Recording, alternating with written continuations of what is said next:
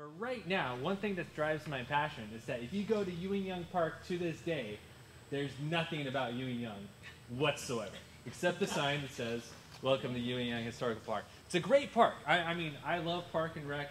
I have good friends on the Park and Rec board. They've put a dog park, a skate park, a great playground in there, but it's Ewing Young Historical Park and no history whatsoever about Ewing Young. So I'm trying to change that a little bit. But another thing that I'm doing, and it just so happens that I'm doing this, is I'm kind of setting off on the shoulders of great giants who've gone before me.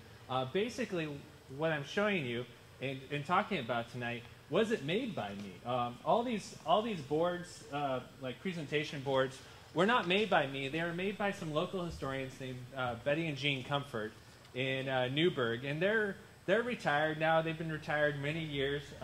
You can go visit them at Friendsview, retirement center in Newberg. They're great people, but they actually created a documentary about Ewing Young in 1994. And I have some copies of that documentary back there.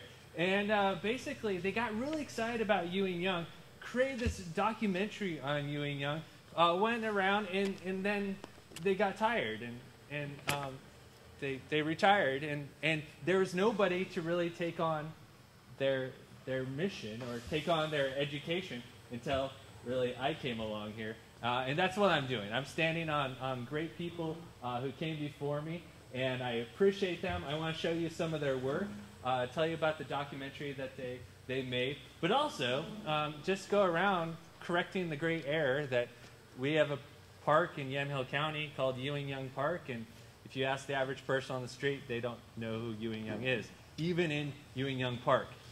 It's kind of weird.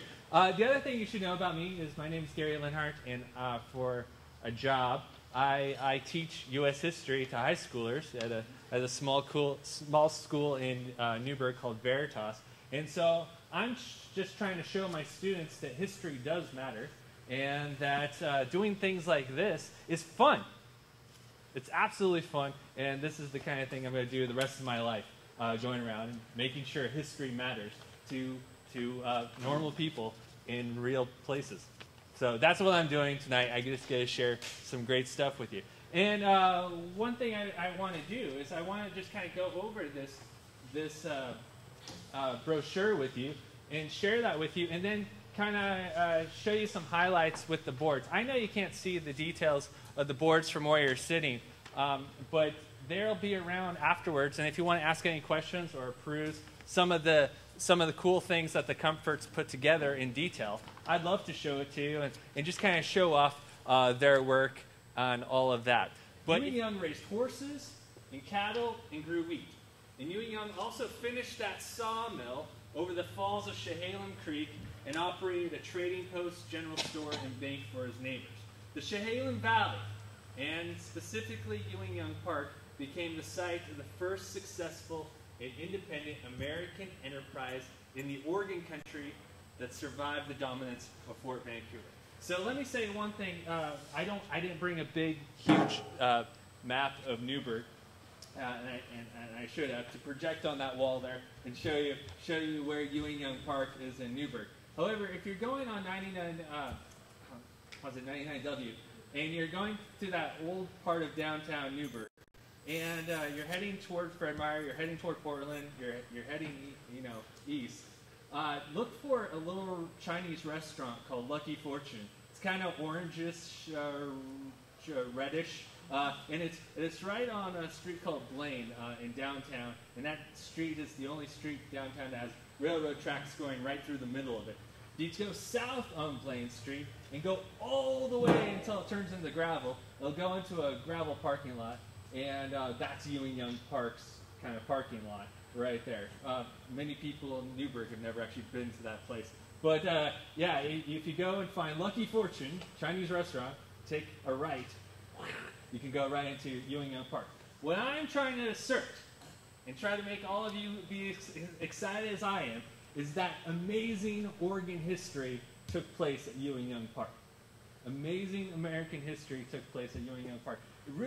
It was about American independence, and I'll try to explain that a little bit. But it all happened in a little park about 9 blocks from my house, and nobody knows.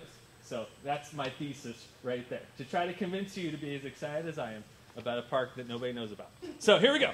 So it also says, having gone from an exiled horse thief in 1835 to the wealthiest independent American resident of the Oregon country, Ewing Young died too early, just 6 years later in February 1841. But without a will or a plan for the distribution of his assets, the American neighbors began meeting at Champoeg to organize a way forward. These meetings developed into the Oregon Provisional Government in 1843, the same year thousands of Americans began to clog the Oregon Trail and all that. And often, Ewing Young is credited for this last little paragraph. But it really sounds like the best thing Ewing Young did for Oregon history is died. And then they picked up the pieces and they formed the first Oregon Provisional Government, and was the vote at Champoeg, 52-50, drama, Joe Meek, Doc Newell, all that stuff. People came on the Oregon Trail, voila, Eden, and all that. So I'm trying to assert that all before the Oregon Trail was this great drama of history, 9 blocks from my house, by the way. And it is exciting and drama that, again, nobody knows about. So here we go. If you open up your brochure then to where Ewing Young comes to Oregon, I have a little map you can see later, if you want to, of the United States.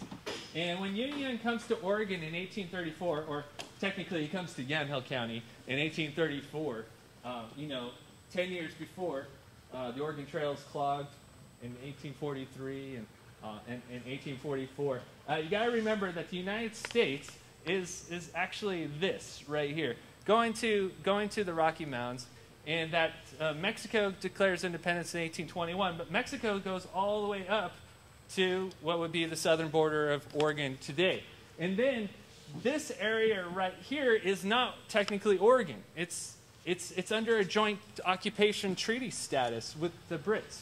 And basically what that means is that nobody, the Brits and the Americans, are not going to claim Oregon, and they're not going to fight about it unless they first declare, with a certain amount of months beforehand, we are going to fight about it. And then you can get ready for the fight. You can negotiate with us, and then after that, by treaty, we'll figure it out. But until then, until that point, you can settle there. We can settle there. We won't fight about it until we declare we're going to fight about it. And that's the joint occupation status of Oregon at this point. So it's really kind of up in the air of what's going to happen. But you guys maybe remember in 1825, the Hudson Bay Company, the British-Canadian huge company, which still exists, by the way, which is amazing to me. The Hudson Bay Company moved into Fort Vancouver in 1825, and essentially they owned the joint. They owned the place. This place was trapped up and down, even going into technically Mexican territory, by the Hudson Bay trappers, and they called the shots of what was taking place in this little place. And of course, the leader of all this was the great John McLaughlin, and all that. And many people maybe are from Oregon City, and Oregon City claims John McLaughlin as their own.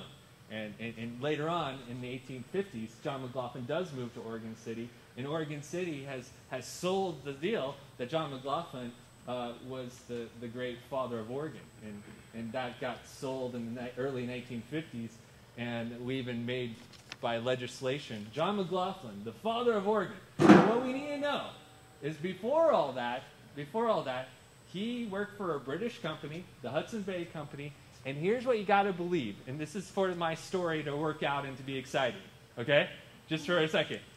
Any American competition that was actually threatening him, he would crush. Now, he wouldn't fight them, he wouldn't shoot at them, but if it came to economic tyranny, John McLaughlin was a businessman, and he was going to destroy any competition to his business. So if that was American businesses, he destroyed them. And he did Nathaniel Wyeth's business in 1834. He had to pack up and leave and all that. So just to point out, I like John McLaughlin. He's a great guy. But I'm not sure he's the father of Oregon. and all that. So Ewing Young comes to Oregon in all of this situation. So this is the situation. Ewing Young started out in the fur trade of the Southwest. I have a little, the Comforts put together this little poster board about, he actually worked the Santa Fe Trail throughout New Mexico and Arizona, and that's where he got started. He's an American. He was born in Tennessee, farmed a little bit in Missouri, and he actually went through here. The Comforts point out something really important on this board.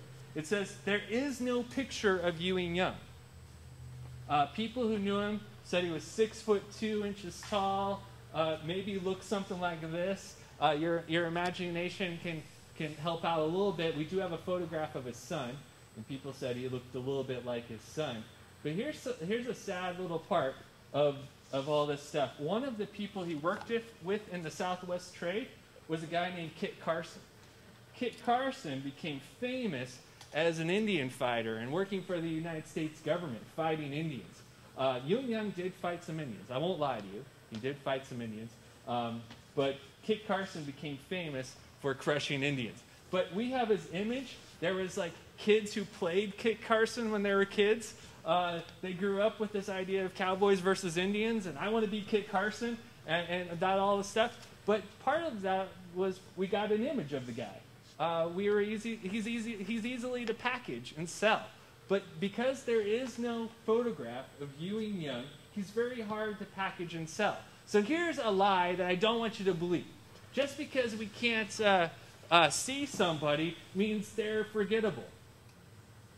Just because I can't actually show you what Ewing Young looked like doesn't mean he was not important and he's not part of our history. So I'm fighting kind of up that stream too in all this presentation and all this exciting stuff too. But let's talk about how he comes to Oregon with the help of this guy. This guy's a rascal. He's awesome. I want to learn more about this guy, Hall Jackson Kelly. Ewing Young helped this guy, Hall Jackson Kelly. But let me not get too fast. Let's read this little paragraph about Ewing Young comes to Oregon. It says, Ewing Young started out in the fur trade of the Southwest, working the trails between New Mexico and California. Early on and throughout his journeys to the Chehalis Valley, everyone recognized this wily trapper as a great independent entrepreneur. He made his way to Oregon on one of these business ventures. In California, he ran across Oregon promoter Hall Jackson Kelly. And here's a photograph of Hall Jackson Kelly. He prodigiously promoted Oregon's settlement, despite the small detail that he had never actually been to Oregon ever. Throughout the whole 1830s, he wrote pamphlets. We, as Americans, should take over Oregon from the Brits. We shouldn't let the English have any say in the Oregon country. We got to claim the Oregon country. And he talked about the wonders and the Edens of the Oregon country. Never actually been there. Talked to sailors who had been up there. Talked to trappers who had been there. But he was a teacher. I don't know if you can trust those guys. So he goes and he meets Hall Jackson Kelly, who was in Oregon on his way up to his first trip to Oregon. Never been to Oregon before, even though he'd spent a decade promoting Oregon. Ewing Young agreed to escort this guy, and about 9 trappers turned into wranglers and a herd of horses all the way to the Willamette Valley. So he was Hall Jackson Kelly's bodyguard. And if you think about it, it's kind of funny. I laugh about it, at least. It's that this guy is what Oregon should be named after. After all, he worked the hardest to try to get a place called Oregon, and he would have loved all of us here talking about the history of Oregon and all this stuff. This is the kind of people who we should be honoring. But reality is that the things that happen aren't up to people in business suits, is it? It's usually the people who are actually down to earth. They can get things done. They work in a pinch, and they're not just good on paper. This guy was great on paper, but Ewing Young, he could get things done. And so he hired Ewing Young to take him all the way up the Siskiyou Trail and take him to this great Eden he had been promoting for 10 years. Now, in the early 1830s, the Willamette Valley was dominated by the British Hudson Bay Company and its French-Canadian trappers. The Chehalis Valley was to be Young's first venture in ranching and a significant showdown between British economic tyranny and American independence. It just wouldn't involve an actual war. So in 1834, Ewing Young settled on the west bank of the Willamette River near the mouth of Chehalem Creek. And I think I have a map that you can't see the details of, and I know that. I'm fully aware of that. But here's the Willamette River going up here, and here's Chehalem Creek coming off of that. Newberg is right there to this day. And so Yamhill County kind of goes off into there, and there's the Yamhill River, and right there. So he came up with Hall Jackson Kelly, and he just brought all his horses to this huge thing called Chehalem Valley along Chehalem Creek. He said, "Home, I'm here, and I'm going to set up my ranch, my ranchero, right here in Yamhill County." Poor Hall Jackson Kelly, on the way when he was in Southern Oregon, he caught malaria, and he had to be taken by Hudson Bay trappers all the way up to Fort Vancouver, the very den of his enemies, and the very place that he did not want to be. But he caught malaria, which was hilarious because he also had promoted Oregon as such an Eden that sick people don't exist in Oregon, only to get sick as soon as he got into Oregon. And so that's kind of funny. Hall Jackson Kelly recovers in Fort Vancouver, catches the next boat, he's out to Boston. But who actually stays, who's an American, right there in 1834? But I got to be honest with you, this American versus British Oregon is a little more complicated than just Ewing Young versus Fort Vancouver. So I got to be a little bit honest too. But two reports sprang out of this 1834 arrival, both contributing a dramatic twist to Ewing Young's successful settlement of the Chehalem Valley. A hasty report had been issued from the governor of Spanish California, arriving quickly by ship, and Ewing Young was supposedly a Spanish horse thief. McLaughlin agreed to ban Ewing Young from any Fort Vancouver business, meaning to pacify his close Spanish trading partner to the south. And the second hasty report had been issued by Hall Jackson Kelly shortly after returning to Boston by ship. And he published pamphlets complaining that Fort Vancouver crushed American ventures, and McLaughlin was a dirty old tyrant of the Willamette Valley, technically violating the Joint Occupation Treaty regarding Oregon at the time. I fully am aware, though, that he received compassion and very much a lot of grace from John McLaughlin when he was at Fort Vancouver. But he went about promoting Oregon against the British and continued on. Well, the truth was that Ewing Young did not steal any horses, as the charges would be later dropped, and McLaughlin was overly generous to Hall Jackson Kelly and countless other Americans who came after him to settle the Willamette Valley. But Ewing Young, exiled, lonely, in 1835, right here, where I lovingly call Newberg, he just stuck it out. He stubbornly stuck it out. And he was exiled. He was not allowed to get supplies from Fort Vancouver. He was basically just kind of like ad hoc making stuff up to survive here in Chehalem Valley. And I think about this deeply, and I think if it was me, I would go back to California.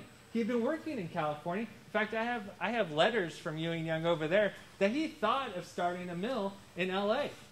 And it was actually the Pueblo of Los Angeles at that time. But he thought of settling in good old Southern California.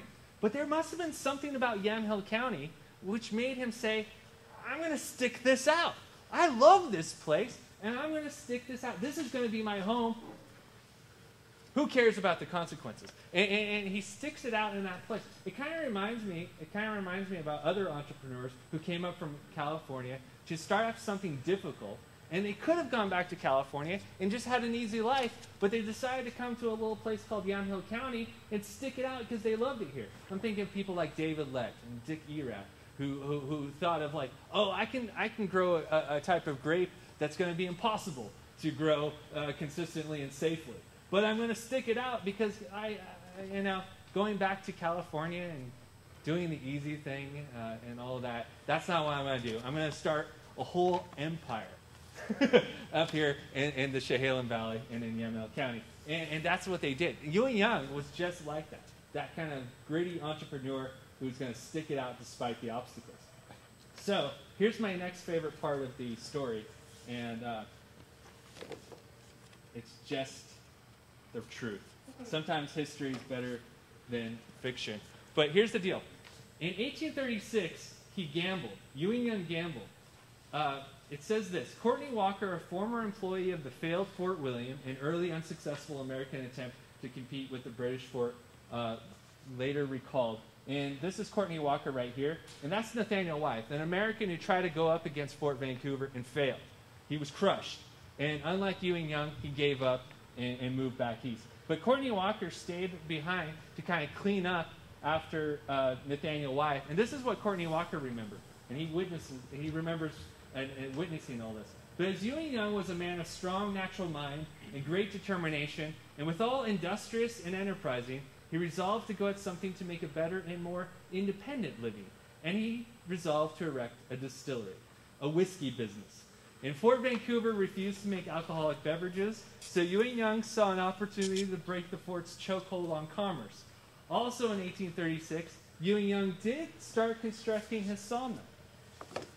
This is according to reports by Solomon Smith, remember relating on that, who helped him. And here's like a drawing that the Comforts made of the Yuanyang Sawmill. In 1836, he started on this, which is right along Chehalem Creek in Ewing Young Park. He started this sawmill, but it was nowhere profitable. He may have started the foundations and all that, but the way he was going to break his exile and his kind of destruction that the fort was trying to implement on him was a whiskey business, because it's going to work, and he's also creating this distillery on the very path of the Hudson Bay trappers, on the very path that's going through the Tualatin Plains. So it's just the reality. And so a whiskey business. Fort Vancouver refused to make alcoholic beverages, so Ewing Young saw an opportunity to break the fort's chokehold on commerce. Also in 1836, Ewing Young had begun constructing a sawmill over the falls of Chehalem Creek in Ewing Young Park today, but it was nowhere close to being profitable. Things got interesting, and then in that very winter of 1837, an American government agent named William Slacum arrived in Willamette Valley to investigate the charges pressed by Hall Jackson Kelly. Through some shuttle diplomacy, he convinced Ewing Young to forego the whiskey business and lead a group to Spanish California and bring back Oregon's first cattle herd. Slacum even convinced McLaughlin to be one of the investors.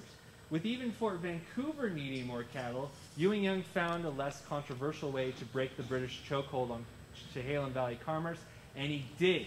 Ewing Young's wranglers successfully brought 630 cows along the Siskiyou Trail to all the settlers of the Willamette Valley. And basically what I want to show you here is this is a copy. It's in the Oregon State Archives right here. This is a copy of the first American social contract in the Oregon country that was for American economic independence. And really, for me, the way I look at this is the first Oregon Declaration of Independence, really, against Fort Vancouver's John McLaughlin. Even so much, John McLaughlin bought into our economic enterprise. And guess who led this? Right here, the guy who signed it, Ewing Young at the top. And Ewing Young was the one who pulled this off successfully and even was able to not just survive this guy's dominance, but even to get him to, well, submit to it. And that's the great story that nobody knows about. That really, if you go back to the very paragraph I started with, Chehalem Creek and American independence. It wasn't a foregone conclusion that Oregon was going to be unlike Victoria, BC, just another British Columbia, another section of British Columbia. But it was guys like Ewing Young who came in and stuck to it and were able to say, you could crush me, but you can't. And he came up with all these schemes and all these plans and ultimately successfully established the first successful American enterprise in the Oregon country before the Oregon Trail, 9 blocks from my house. And nobody knows about it. Absolutely no. So it's just something I go around telling people. And if you want to get to know more about Ewing Young, if you have any questions too about any of these things that the Comforts have made, is that the Comforts are selling their documentary they made about Ewing Young. They made it in 1994. They're offering to sell it at $9.95, and the Comforts are so generous that they even donated all the proceeds to, all the money to transfer it from a VHS, which was the VHS in 1994 to DVDs now. And now, in their state of life, they want all the proceeds from the documentary to go to the Newberg Historical Society and be part of the society. I don't know. Maybe we could even get the documentary and maybe this brochure in the Lafayette Museum somehow, and all that. Because all this exciting stuff happened in Ewing Young Park, all this drama, and Ewing Young Park doesn't tell you anything about it, and nobody knows about it. So I'd love to go around, tell people.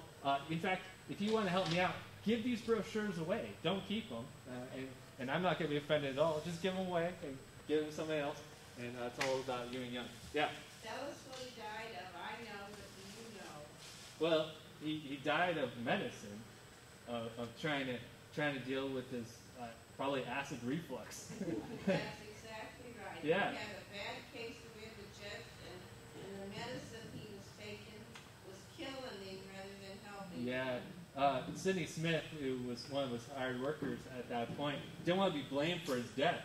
He's like, he's rich. He's got all this estate and stuff. I don't want to be the one who just was, claimed you took him out for all his goodies. So they did an autopsy on him, and most of his stomach was gone, thanks to all the medicine that he was taking and all that. And of course, that's horribly ironic. And the other thing to know about is that the Oregon State Senate in 2009 created a bill that made February 9th, the supposed day of Ewing Young's death, Ewing Young Day in Oregon. And throughout the state of Oregon, February 9th is Ewing Young Day. Have you ever heard of it? Yes. Yeah, not many people have. So that's another thing I guess I'll go around doing on February 9th. You'll see me out there with these poster boards and my little brochures handing out. Have you heard about Ewing Young? And they're like, When did the park start? oh, that. The park was bought by Park and Rec from technically a railroad, the railroad company in 1975. However, the creek there has always been known about by locals. It's said that Herbert Hoover, when he was a young boy, would go swim down in a swimming pool right below the drop of where the sawmill was. It's interesting because back in the Capitol, the Hall of Statuary, we have two statues for Oregon, and one is John McLaughlin. John McLaughlin, the father of Oregon. Thanks to the 1950s in Oregon City won and Newberg lost that story. I understand it. Oregon City has a lot of influence. If you're from Oregon City, I love you. I'm not trying to offend Oregon City, but John McLaughlin has won the story. And I just think it's sad. What if they won the story because John McLaughlin's good looking and I don't have a picture of Ewing Young? I really don't. I don't have any picture of Ewing Young. But John looks unhappy. He does look unhappy, but he's got really cool eyebrows. I love those eyebrows. Sideburns. I would love to have sideburns like that. I was wondering about your meetings and how often you have them and so forth. Yeah, the Newberg Historical Society meets the last Tuesday of every month at the Chehalem Cultural Center. That's our home, the Chehalem Cultural Center. And technically we're a subcommittee of the Newberg Downtown Coalition. So we've been adopted by two healthy civic organizations in Newberg, the Newberg Downtown Coalition and the Chehalem Cultural Center. They're happy to take care of us and kind of host us. And so that really frees me up not to try to own anything, but really be an educational society. And that's really what I'm trying to do here and try to be a model for everybody in the society that find something that you're passionate about and go make a brochure. Oh, sorry. John McLaughlin later became a U.S. citizen. In the 1850s, after the United States had made the deal with England, said, okay, we'll buy it for this so much, we'll make Oregon a territory, and basically John McLaughlin had his claim down in Oregon City, and the beavers were basically being played out. And so he was a good businessman, a great businessman, and he knew the fur trade was being played out by the late 1830s, and he was just waiting for the final death knell to pull back the fort. But he held on to Oregon City because of the Great Falls, and he knew that was those falls in Oregon City were a great business opportunity. He's a great businessman. I just don't know if he's the father of Oregon. I'm a little fuzzy on this, but didn't his son come back and try to claim Yeah. part of his estate? And Exactly. I don't remember what happened with that. Yeah, I mean, when they auctioned off his estate, and Joe Meek was out there in Yamhill County auctioning off his estate, the reason they were doing that is because there was no next of kin whatsoever, and so it wasn't until like the mid 1850s. So they're auctioning off his estate in 1841. They sell everything. They buy a jail in Oregon City. It burns down, and then basically they have all this money probated for Ewing Young estate, and they didn't even know until Jose Joaquin shows up from New Mexico with documents that proves to a jury that he is, or proves to a probate judge that he is the son of Ewing Young. And all we know, and this was the Comforts really researched this out, and they were really concerned about this too. All we know is the lawyer got the money, like a little settlement. We don't know if it ever made it from the lawyer to Jose, actually, but that's all the Comforts were able to find in their research. And it's in the documentary and all that. So, yeah. Well, back to the CD. The DVD, yeah. DVD, okay.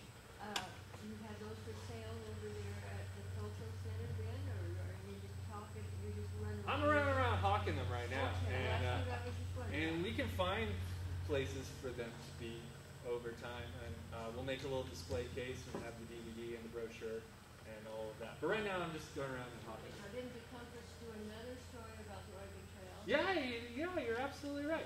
That thing gives much production and Did they change it to, so it's on DVD too?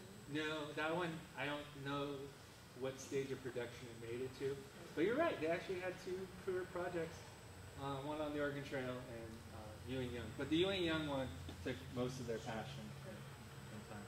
Yeah. Good stuff. Yes. For what it's worth, at our museum in Lafayette, we do have a wonderful collection of Ewing Young information. Oh yeah, I've read We through don't the have a whole picture file. either, so. Yeah, exactly. And sadly, our library in Newberg has had a pathetic file for a long time, and I try to beef that one up. But yeah, and I know you have Master Trapper by Kenneth Holmes. He wrote that. He was a Linfield professor, and he wrote that in 1967. But you can understand that was that generation. We lost Kenneth Holmes in 1995, and so that generation of Ewing Young experts is leaving us quickly. And I'm not sure who else is there to tell the story of Ewing Young. You. Yeah, exactly. So would you like the brochure? About 5 years ago, I attended the dedication of the Ewing Young tree. All these politicians Yeah. came.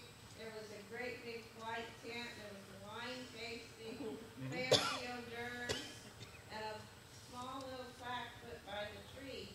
But from then on, you never heard of Ewing Young. And here's the real tragedy. Was there anybody from Newberg there? I don't think so. I don't think so either. Yeah, I know. It's sad. So gotta change that. And Another thing, when I moved over to Yamhill County 11 years ago, there used to be a plaque along Highway Yeah. 240, and you could look over and see this tree. Right. Well, they took that sign down because it was a traffic hazard. Right. And I remember, since I'm from Oregon City, I remember thinking, Oops. somebody spoofed up in Yamhill County. They're not promoting him, because even in Oregon City, I knew who Ewing Young was, but you come to Yamhill County, he's not mentioned. He's not mentioned. And there is the Ewing Young oak tree, which was, the story goes, and it's a pretty verifiable story, that Sidney Smith's daughter planted an acorn on Ewing Young's grave, and that what? It's fiance. His fiance? His wife to be. That's right. And that tree is the very tree that came from that acorn and stuff like that. Right now, it's that tree is technically owned by Cookie Root and the Oakhurst. Well, really, it's a horse ranch, It's and that's a very fancy horse. yeah, ranch. but that's really And appropriate. That's why the politicians went there. Yeah, and that's appropriate because it started out as a horse ranch by Ewing Young in 1834, and Cookie Root's super nice. I worked with Cookie Root on a few things. She used to be a big promoter of Ewing Young, but she's got a job and a real life thing to do. So And they're supposed to be open one day a year, so we can go look. yeah, exactly. And they're really actually very hospitable and very nice people, and all of that. I think that tree was under the Oregon Historic Tree. Yeah. Something there. If you go and find a brochure on the Oregon Heritage Tree, it's still an Oregon Heritage Tree. Lots of people have photographs of that marker that was on the highway. ODOT did take it down because there was no parking, and so people driving slow to read a sign on 240 was not a smart idea. So ODOT's still working on it, I guess. Well, So his ranch was north of Newberg, No, and this park, south. great question. and this park is way past what, 9th Street? Right, Lane and exactly, 9th yeah. Street? Let me just say, Yuanyang encompassed way more than just Newberg. So his cows, his horses, and his wheat were mostly up above the Dundee Hills, where the oak tree is today. I mean, that's where you would keep a bunch of stock and all of that. However, his sawmill was in Newberg proper, and I can tell you for a fact, he didn't take his sawed logs and haul them back up to his cabin near his horse ranch and sell them from there. So all of his success as the richest, American enterprise or trader was not up by his horse ranch. Most anything, he took all those stock down to a sawmill because you had a quick waterway to the river, which would take you to the Mission, would take you to Fort Vancouver, take you to Falls, Champoeg, and all of that. So all the action, all the successful action, was mostly probably around his sawmill. But of course, you would keep your stock up on the fields. Well, what about the school? Is it built on Yuanyang property? Yuanyang School is, of course, built on the whole ranch area that he would do it. And it's pretty close to his oak tree today. And, of course, that's where his stock was. That's where he'd let his horses Well, run it all was that. before the 640 acres. He set it up Oh, yeah. like a Spanish ranch. Exactly, it was a See, Spanish. He wasn't going acres. Oh, He yeah. just was, this is mine. His fence was the Chehalis Mountains. His fence was the Dundee Hills. His fence was the Willamette River. Those were his fences and all of that. And the only people who were going to stop him was Fort Vancouver and just squashing him out. Are there signs so you can find the park? No. Okay. I'll draw a picture for you on how to get there. And I'll go around to everybody and draw a picture for how to get there. Completely not promoted, completely undisciplined. Oh, you mean how to get, to turn to Yuanyang Park? No, when you get to the park. Yeah, there's a sign about this big. It says Yuanyang Park. It's the dead end of Lane, yeah. When you redo your brochure, you want to put a map in there. There's a little tiny map there, but not a map of Newberg like blown up saying how to get there. But the sad thing is if you go to Yuanyang Park, you'll see a dog park and a skate park and a playground and all that. So what's there to promote? Yeah. What? If you don't have a dog, why go? Yeah, exactly. Yeah. So because of history, but We all have skateboards, sure. exactly. Yeah, exactly. So, Probably get a grant. oh, do you know anybody? To do a sign. Exactly. Flat. And that's what if we can get enough people excited to happen, I'm sure there's tons of support for something like that. And in Park and Rec, they've been big fans and they're great supporters of all that. Sell enough of those DVDs. Yeah, We'll have some. that's right. Yeah. Yeah. All right. You bet. Thank you. Thank you.